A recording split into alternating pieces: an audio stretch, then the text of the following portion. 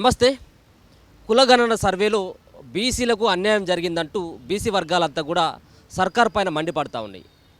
So 50 రోజుల పాటు కులగణన అలాగే ప్రభుత్వం ప్రతిష్టాత్మకంగా తీసుకొని చేసినటువంటి 50 రోజుల సర్వేలో బీసీలకు అన్యాయం చేసేటువంటి దిశగానే కులగణన జరిగిందన్నటువంటి అభిప్రాయాన్ని బీసీ వర్గాలంతా కూడా ఆగ్రహం వ్యక్తం చేస్తూ ఉన్నాయి. సో దీనిపైన మాట్లాడేటువంటి ప్రయత్నం చేద్దాం. మనతో పాటు క్రాంతి దళ్ అధ్యక్షులైనటువంటి పృథ్వీనాథ్ అన్న. నమస్తే.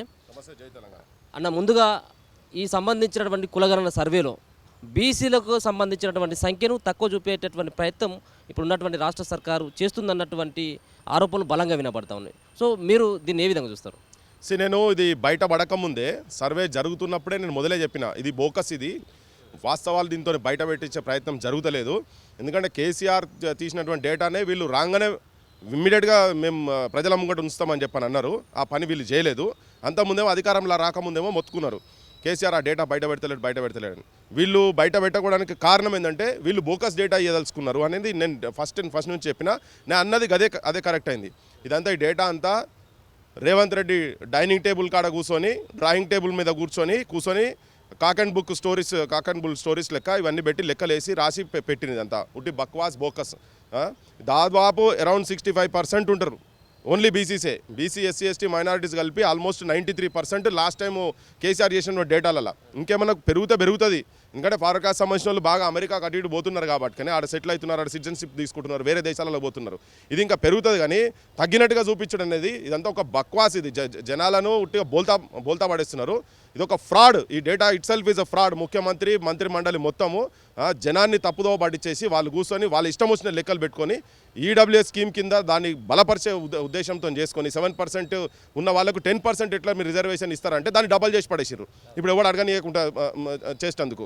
ఇదంతా ఏంటంటే ఇది చాలా దుర్మార్గమైన పని. బీసీ జనాలు కూడా అర్థం చేసుకోవాల్సిన అవసరం ఉన్నది. ఇక్కడ రాజ్యంలో ఎవరు పైన ఉంటే వాళ్ళు ఎట్లా మ్యానిపులేషన్ ఎట్లా చేయగలుగుతారు అనే దానికి ఇది ఒక పెద్ద నిదర్శనం. ఇది చాలా పెద్ద నిదర్శనం. ఇది బీసీలను బడి బాజార్లో నంగా చేసి నరుకుతున్నారు. వీళ్ళకి రావాల్సిన హక్కులను మెడల మీద కత్తులు పెట్టి కోస్తున్నారు.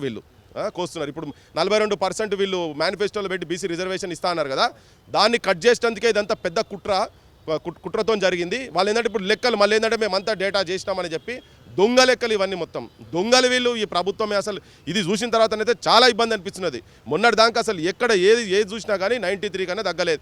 ఎంతమంది ఉంటారబ్బా ఉన్న దాంట్లో ఫారూక్ కాస్ట్లో ఓన్లీ రెడ్డిస్ వాళ్ళు కూడా 3.5 to 4% మధ్యలోనే ఉన్నారు. ఒక 1% బిలో 1% కొమటోళ్ళు, బిలో 1% బ్రాహ్మణులు ఉంటారు. 0.4% కానీ ఇదే ముఖ్యమంత్రి వేల వాళ్ళ గురించి అన్నారు కదా. మరి మొత్తం కలిపింది 7% కన్నా తక్కువ ఉండాలి. అది బయట పెట్టలేదు. ఎందుకంటే అది బయట పెడితే గింత తేడా ఉంటుందా అని అంటారని చెప్పి అది బయట పెట్టలే. ఇన్ని రోజులు మా బోటలో ఎంత మొత్తుకొని ఇదే ప్రెస్ క్లబ్లలో కూర్చొని మొత్తుకొని చచ్చినా కానీ ఆ డేటా మాత్రం ఇక్కడ బయట పెట్టలే. ఎందుకు వాళ్ళకి మొదలే తెలుసు దీన్ని అసలు వీళ్ళకి ఇష్టమే లేకుండే. డేటా బయట తీసుకొచ్చుడు కులగణన జరుపుడు అనేది కూడా వీళ్ళకి ఇష్టం లేకుండే.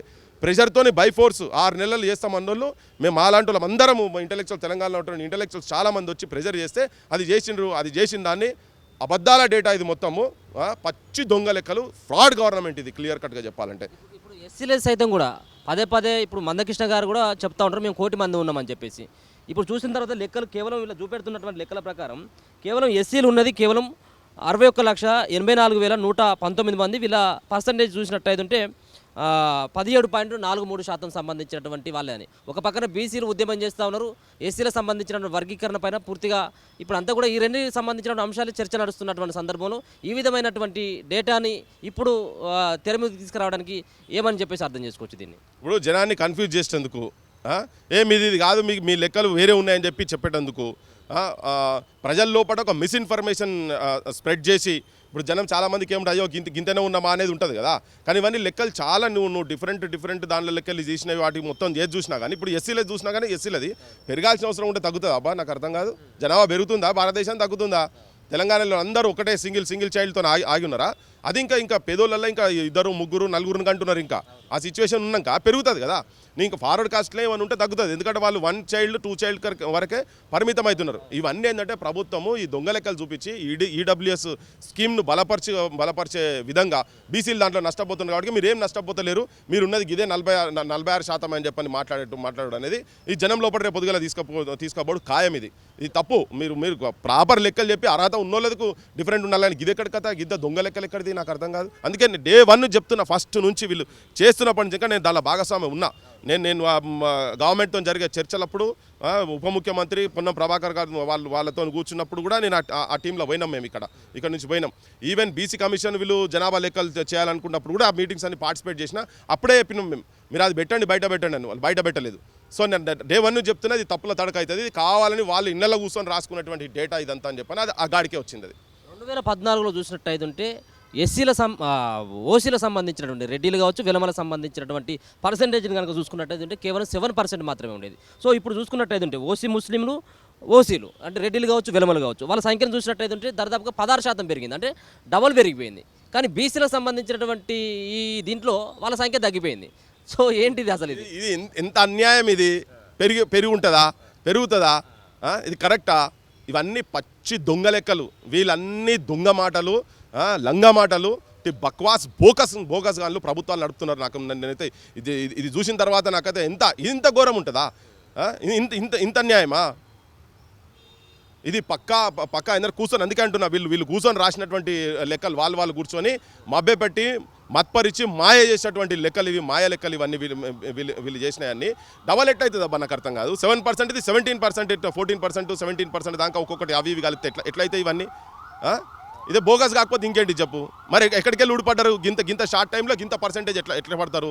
రెడ్డిలదేమో డబల్ అయిపోయింది, బీసీలది మాత్రం తక్కువ అయిపోయింది. బీసీలో తక్కువ అవుతుంది, రెడ్లు అయితే డబల్ ఎట్లయితుంది, బీసీలో అయితే తక్కువ ఎట్లయితుంది, ఇంకా పెరుగుతుంది కదా. సో ఇదేంటంటే క్లియర్ కట్గా వాళ్ళకి ఏంటంటే ఈ ఈడబ్ల్యూఎస్ మీద ఈ మధ్యలో చర్చ బాగా జరుగుతుంది కాబట్టినే 10% ఉన్న వాళ్ళకు మీరు 7% ఉన్న వాళ్ళకు 10% ఎట్లా ఇస్తారు మీరు ఈడబ్ల్యూఎస్ రిజర్వేషన్ ప్రకారంగా? బీసీలు 60% పైన ఉన్న వాళ్ళకు వీళ్ళ రిజర్వేషన్లు వాళ్ళకు పోతున్నాయని చెప్పని వీళ్ళకు ఇచ్చే రిజర్వేషన్ ఎట్లా తగ్గిస్తారని చెప్పని చర్చ జరుగుతుంది కాబట్టినే దాన్ని మభ్యపెట్టేందుకు, ఆ చర్చకు ఒక బ్లాంకెట్ వేసి కప్పేటందుకు చేస్తున్నటువంటి ప్రయత్నంలో భాగంగానే వీళ్ళు ఇచ్చి పడేసిన అయిపోయి మేము ఆ లెక్కలు తీసుకొచ్చి పెట్టినామని. దీనికి ఆథెంటిసిటీ లేదు, ఏం పాడలేదు. అందుకే వీళ్ళు ఆడ కూర్చొని వీళ్ళు మంచిగా దావతులు చేసుకుంటా, బిర్యానీ తినుకుంటా చేసినటువంటి లెక్క కనబడుతున్నది అక్కడ చాలా క్లియర్గా. ఇది ప్రజలకు చాలా క్లియర్గా అర్థమవుతుంది. దాంట్లో రెండో ఆలోచన లేనే లేదు. ఇది బోకస్ లెక్కలు. ఈ లెక్కలన్నీ చూసిన తర్వాత వాళ్ళు మేనిఫెస్టోలో పెట్టినటువంటి అంశం కావచ్చు, 42% బీసీలకు రిజర్వేషన్లు ఇస్తామన్నటువంటి అంశం. సో దీన్ని ఎట్లా చూస్తారు? బీసీలకు 42% దగ్గేటువంటి అవకాశం కనబడతా ఉన్నదా? 42% దక్కించుకోవాల్సిందే, సమస్యనే లేదు. ఇది డే 1 నుంచి చెప్తూనే ఉన్నాం. అది పక్కాది, అది అటు ఇటు చేయలేదు. దాని మీద పోరాటాలు కూడా జరుగుతాయి. దాన్ని వదిలిపెట్టే ముచ్చటే లేదు. కాంగ్రెస్ను, ఈ పొలిటికల్ పార్టీలను తరోగా ఎక్స్పోజ్ చేస్తాము, బరాబర్ జనం లోపలికి అంశం తీసుకుపోతాం. Thank you so much. So ఇది బీసీ వర్గాల నుంచి తీవ్రంగా వ్యతిరేకత వ్యక్తం అవుతూ ఉన్నది.